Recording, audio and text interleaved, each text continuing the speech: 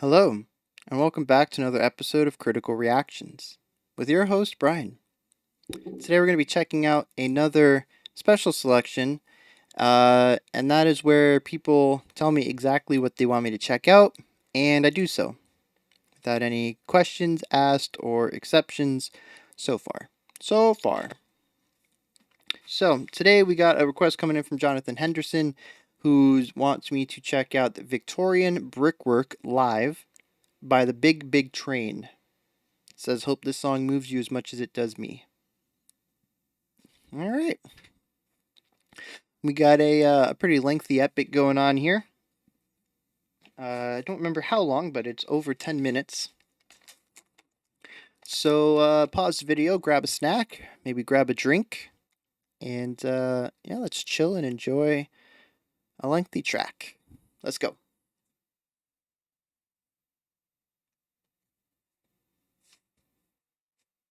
Okay, this is the last song of the first set, and I know, boo. I like the setup so far. Okay, we're going to finish with a song that's about the barriers sometimes people put up between themselves. This is called Victorian Brickwork.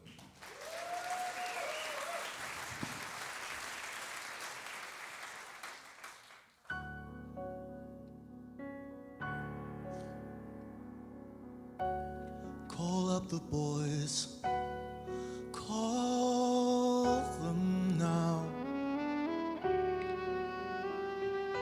Time to bring them home. They will call if they want to.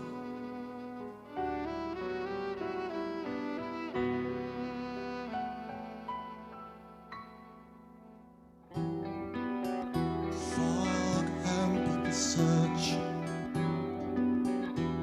Lost at sea, lost to the water.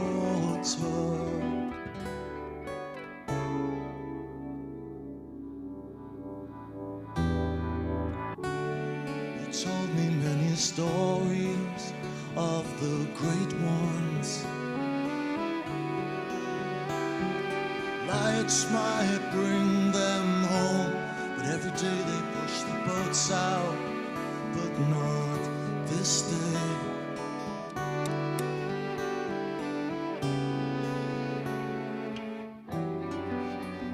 Fog hampered the search. Now great shark diamonds fill the sky.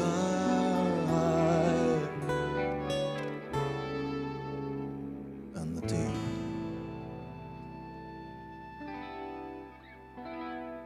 Lost in low light and ocean tides. Like guitar work, giving it a little bit of a twang. You never meant to hide. Low light and ocean tides. The love you never meant to hide.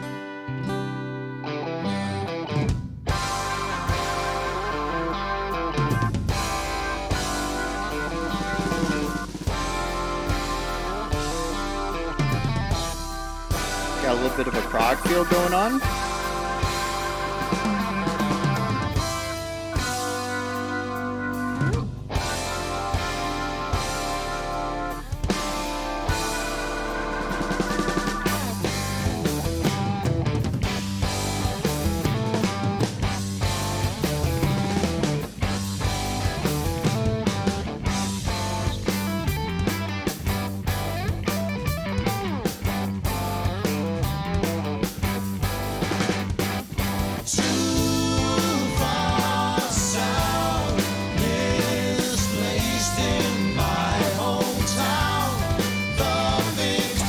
Really love those harmonies.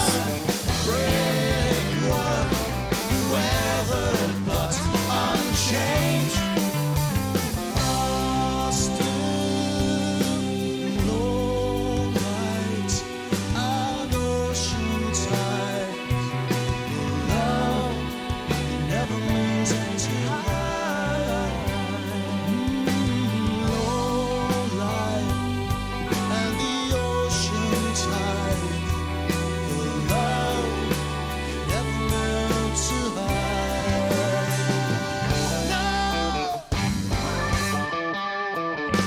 Is that organ?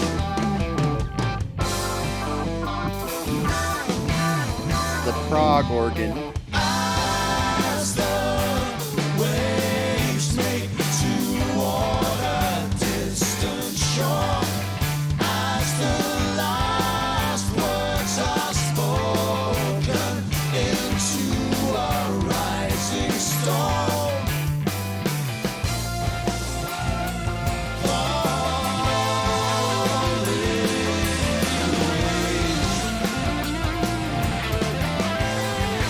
Wait a second, the keyboardist is the trumpeter?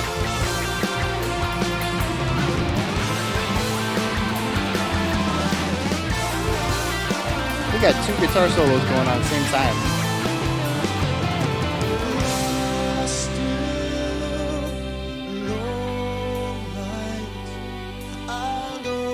What an insane spurt of chaos to put right before coming right back down.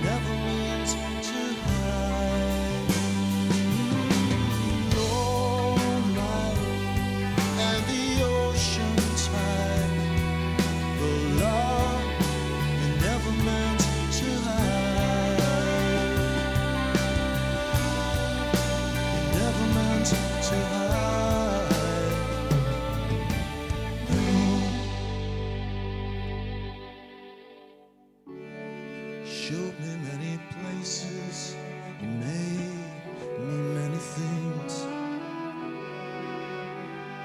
You carried me back home as if lost on the water.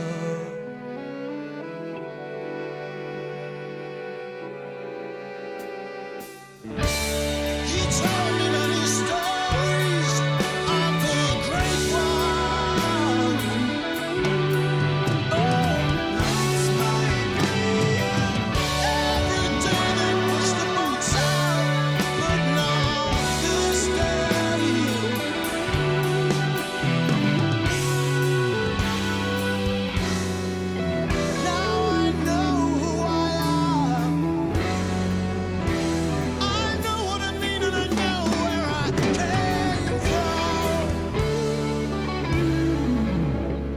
Dude's got a voice that just cuts. From the sea.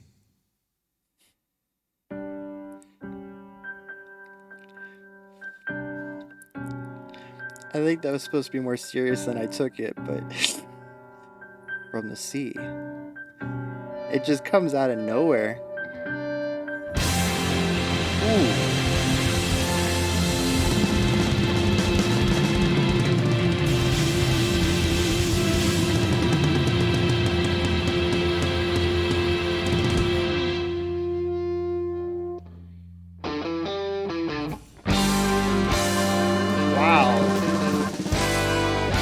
I don't think I've ever seen a big rock ending used in the middle of a song before. It's a big rock ending.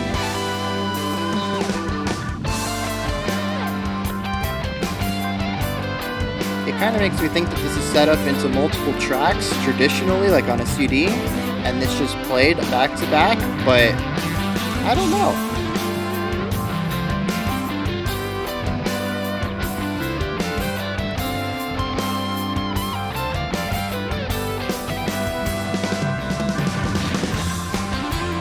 Oh yeah. Dude, I love the bell on the cymbals, man. The way that he's accenting those is really driving this section, giving it a ton of energy.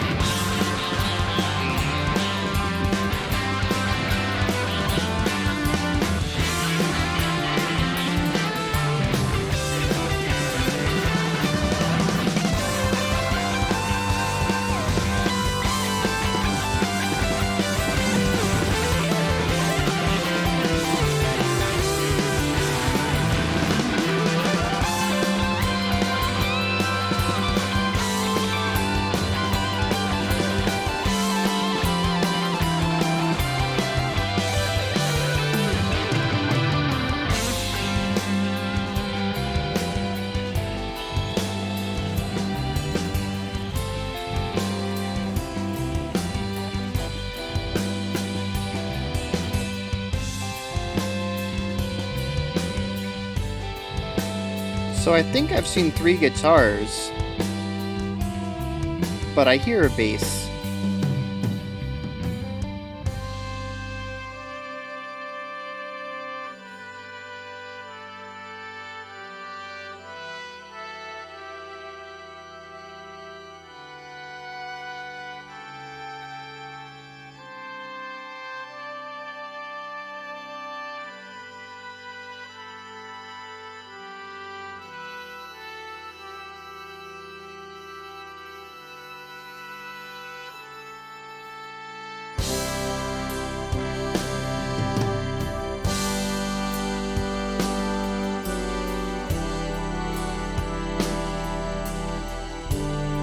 Oh, I think I see the basses now. People keep popping up, man. I didn't know how many people there were.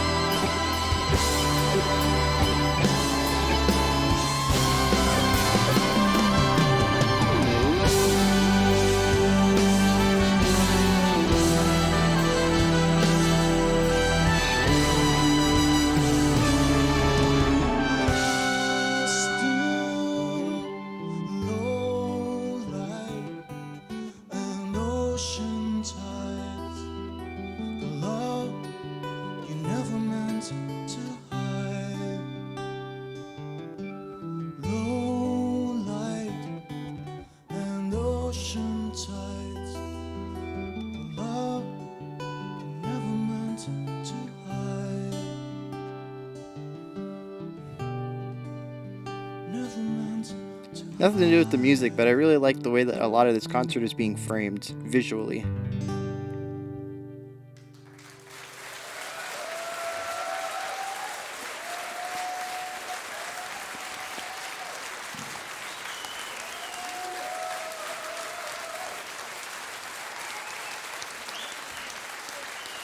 All right.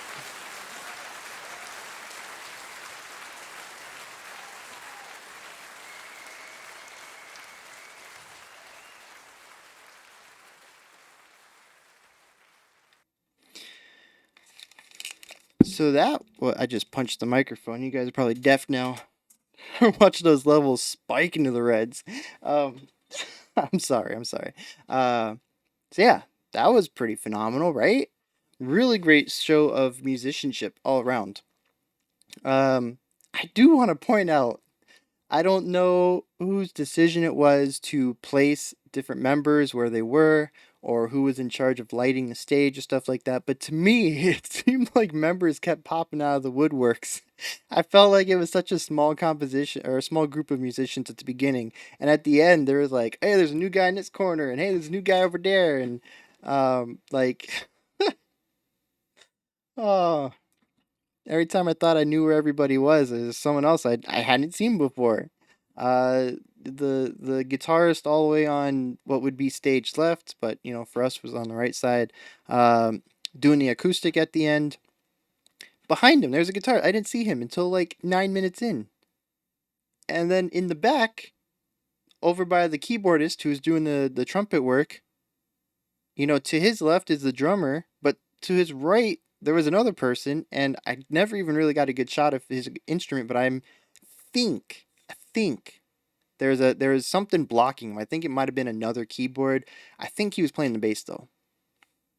I think he was sitting down with a bass on his lap, and then playing keyboard bits and the bass bits. But yeah, just like I kept noticing new people. I don't know if it had to do with, camera, who was being framed, who's being shown, or like some of these people were just behind other people. Maybe they were getting blocked, or, the lighting. I don't know, but it just felt like every 5 minutes I saw a new person. Like, where'd they come from? Were they there the whole time? Um, Phenomenal work. The whole song over. It is not easy to get. Geez, what were there? Three, four, five, six, seven, 8 people at least. We got the drummer, the keyboardist, trumpeter guy, the guitarist in the back, the guy sitting down in the back, the two guitarists up front, the singer and the violinist. I count 8. Um, I can't count instruments because I'll touch on that later. But so many people were pulling double duty. So yeah, that's impressive. But yeah, it's not easy to get 8 voices to all have something to do without feeling cluttered. And we've talked about this before. Part of this helps with really good composition and making sure that musically nobody's really stepping on anyone's toes, and that everybody has the proper volume dynamics, so that the parts that are supposed to be pulled to the background, more supporting roles, are lower. They're played softer, stuff like that. That's more for the analog instruments like the trumpet, the acoustic guitar, stuff like that, the violin. For the electronic stuff, it would all be volume levels. I don't know how easy that is to control live. I guess your sound guy would be in charge of that one. But uh, so yeah, part of it is in the music, making sure that there aren't too many instruments playing at the same time, specifically on a beat, or too many moving parts in the same bar, stuff like that. Volume levels, that's all really important. But the other part that's important for this is also the mix, making sure that everybody's leveled and tuned and, uh, you know, what do they call that? Stereoized? I don't know. There's a term, I'm sure, for putting certain instruments in certain speaker. I cannot think of the term right now. But yes, so there's definitely a mix of composition and mastering, mixing, that go into ensuring that it doesn't sound like a cluttered mess. And I'm sure both of those portions were just done extremely well. The song has a lot going on, especially during the bigger moments, and it never seems cluttered or muddy or messy. It sometimes does feel full. There's some sections where there's just a lot going on. The soundscape is, pushed to its brink. It's a bubble about to burst. There's just so much going on. But it never bursts. It never gets insane or too much at one time. It really just kind of walks that line during the bigger moments. So yeah, just I want to just put a huge emphasis on the composition of this track. It's just phenomenal. The way all the instruments work together, play off of each other, the way that the melody lines work in and around the chord composition and chord progressions, just everything. The way that the drummer can modulate the time feel. We move a lot through, I don't know if they're specific tempos or if they're all double time, half times, but they are pretty big gaps. There aren't that many, like slow increases or mild tempo increases. We're either booking or we're moving slow. So without knowing the exact tempos, to me it feels like double time and half time for a lot of it. We're moving twice as fast, we're moving half as fast. And technically, yes, you could call them tempo changes.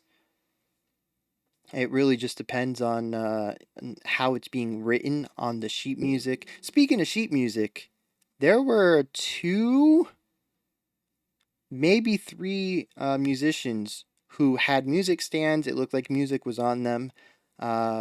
Specifically, the one I really remember is the trumpet guy. And I really appreciate that. I am always fascinated when I hear these really long songs played by memory. It's just kind of fascinating to see people do that, especially in large sets. The most I have ever memorized um, that was traditional music, not riff based, because if you're just playing like punk rock or whatever, just riff based music, it's a lot easier to remember because you have like two or three riffs to play. You just have to remember the order, and muscle memory really takes over for a lot of the riff itself. um, but when you're playing something like this that has so many parts and a lot of it is moving melodic stuff, it just really impresses me when some of these metal bands, especially your prog metal bands or your prog rock bands, they do 15-minute songs all from memory, and that's just wild. But as much as I appreciate just the fascinating amount of memorization that goes on with there, I love seeing people actually have music in front of them. I don't know why. It might just be a bias that I have. There's no benefit to having music there. Um, I just think it looks cool. Maybe just because it's unique. I don't see it very often in rock and metal, which is what we do mostly on this channel.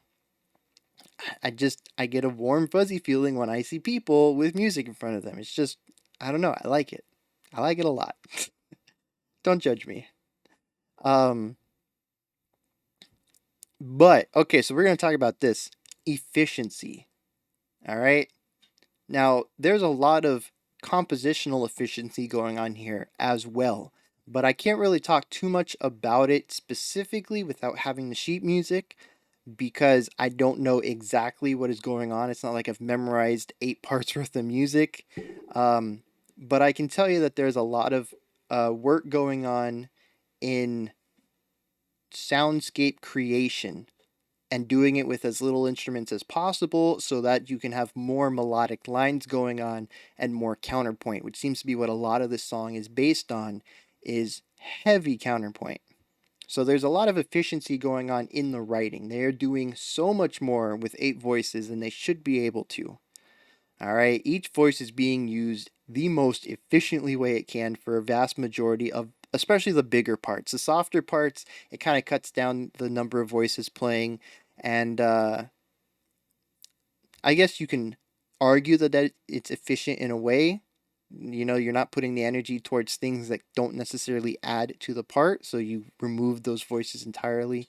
Um, but yeah, the bigger parts, there's definitely a lot of compositional efficiency going on in minimizing the amount of instruments needed to create the environment for the melody lines and maximizing the melody lines themselves.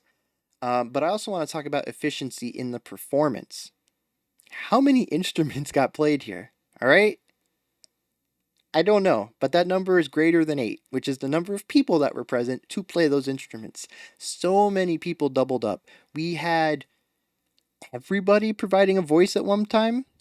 I know the guitarist all the way on stage left, and the violinist, and the lead guitarist, and the drummer, and the keyboardist who did the trumpet. And so weird that I have to say, I have to give qualifiers. It's not just the guitarist, it's the guitarist who did this, or the keyboardist who did that, because so many people did everything.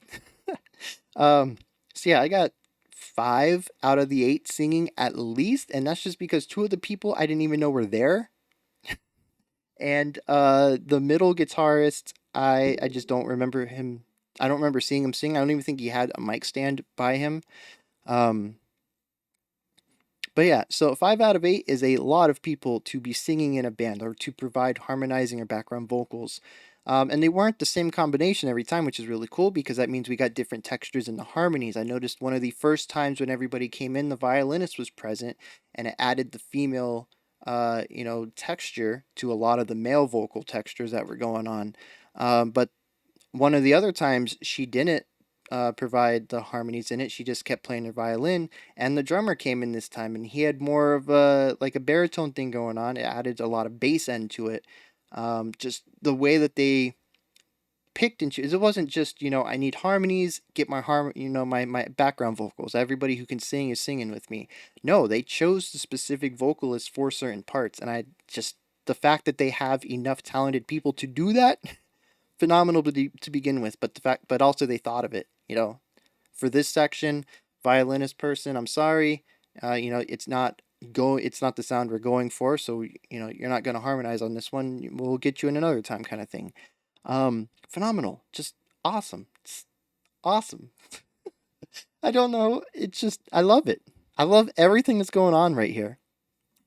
Um, what was another bit? Oh yeah, so the guitarist also sang and also played keyboard when the keyboard had to play trumpet.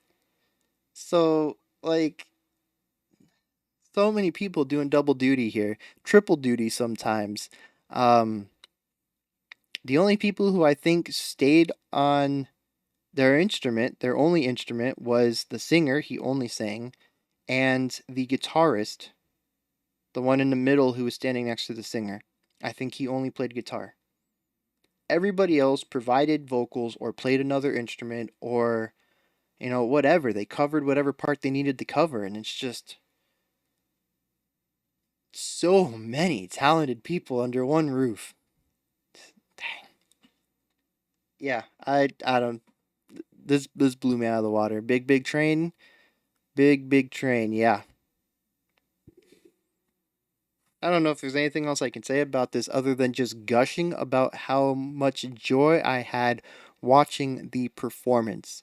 I mentioned that there's just a lot going on in the music. I wish I could talk more about specific parts, but uh, it was just a lot to remember, and it wasn't all riff based. Like I said, there is a ton of melodic work in here, a ton of unique lines, and the way that they interplay with the other unique lines and the chord progressions going on.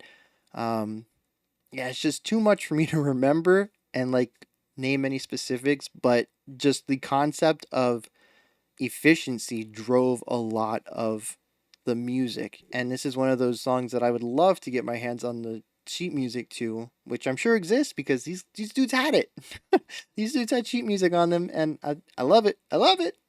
Uh, but yeah, so I can just see how everything's working together and visualize the musical part and have that in front of me to read. I don't know if I've said this before. It's kind of weird being a music guy, but I am a visual learner 100%. If you read to me, I will never be able to remember what you said. But if I read the words themselves, I can spit it back to you word for word. And the same thing with music. I am not a very good listener to music, which is probably kind of weird, given that that's what I've done, and I'm pretty good at it. But I can't listen to the music and replay it.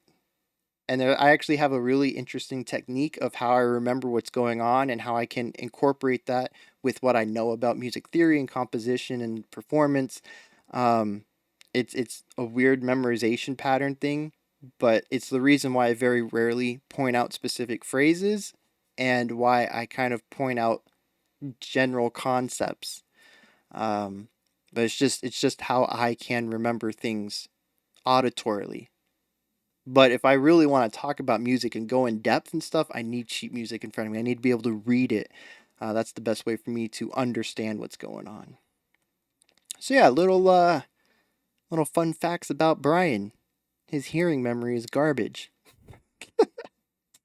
All right, so that closes out today. We'll have two more special selections coming at you tomorrow, 5 p.m. Eastern Standard Time, 9 p.m. UTC. I also have a update video coming out tomorrow. Um, but you don't need to watch it if you already know what's going on. It's more of an explanation, details if you want to know the reason why these things are happening. But for one, I'm not making videos for a week. I'm taking a personal week off. Monday the 5th through Sunday the 11th, there will be nothing. Patreon won't have polls. There won't be videos on YouTube. Um, I might be around Discord for a bit, but I doubt it'll be as much as I am usually. I'm just taking a week to distance myself. I've got stuff I need to get done.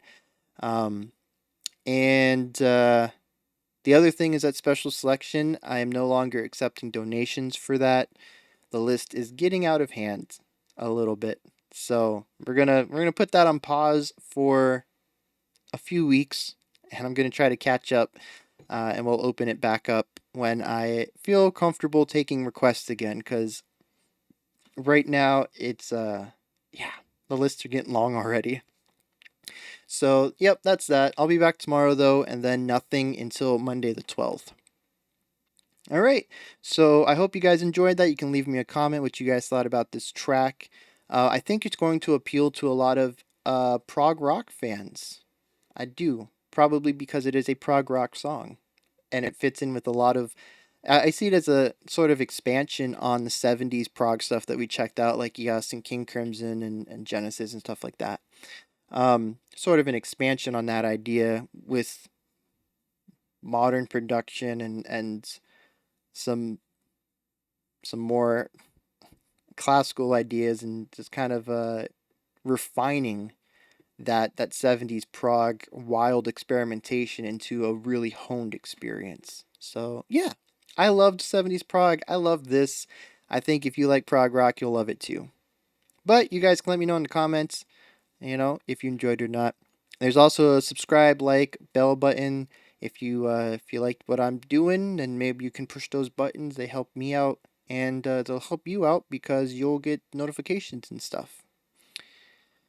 And then there's a description box with some links in there if the channel interests you and you want to check out anything adjacent to the channel, like blocked videos, or you want to add some requests to the reaction spreadsheet. Links are in there. And yeah, that's it. So you guys stay awesome, stay safe, and have a fantastic morning, afternoon, or evening. Evening. Have a fantastic evening whenever you choose to watch my videos.